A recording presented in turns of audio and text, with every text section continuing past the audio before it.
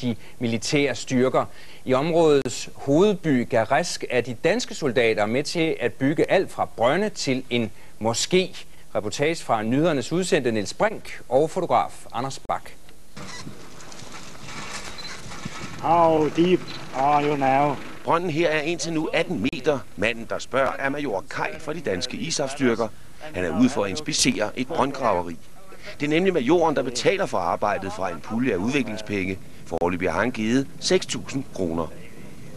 Lige pludselig bliver selskabet forøget. Op ad det 18 meter dybe hul kommer brøndgraveren Marun Dendar.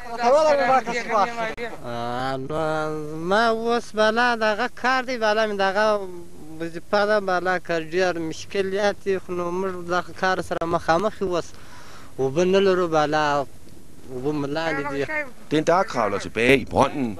Patruljen fortsætter. Vi er i Dak, et sydøstligt kvarter i byen Geresk i Helmand-provinsen. Taliban er stadig ikke helt ude af byen, så man kører en lang omvej for at nå frem til målet. Foreløbig har majoren givet 10.000 kroner for at støtte opførelsen af denne nye moské. Det at bygge en moské, det er for nogle danskere måske sådan en smule kontroversielt. Jo, men vi spørger jo de mennesker, der bor her, hvad er deres prioritet? Og så siger vi ja.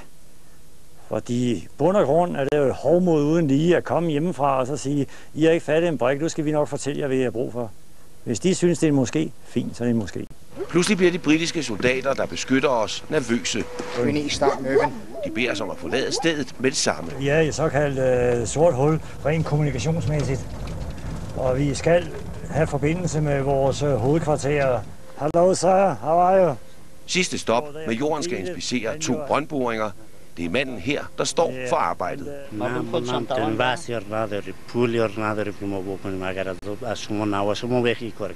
De her mennesker, der er i gang med det her arbejde, de tjener nogle penge på det. Men det er jo fint. Kan de forsørge deres familie, så kan de lave nogle andre ting, end at lave skarnstreger, og det er jo fint. En brønd under opførelse, en moské under opførelse, og så den færdige brønd her bagved mig. Det kan synes som små projekter, men de bliver gennemført i 10.000vis af steder overalt i Afghanistan. Og det er en af forudsætningerne for at overbevise afghanerne om, at det bedre kan betale sig at arbejde sammen med det internationale samfund og den afghanske regering end Taliban. Niels Brink, TV2, Geresk, Afghanistan. Den danske officer i indslaget optrådte kun med sit fornavn af hensyn til sin og sin families sikkerhed.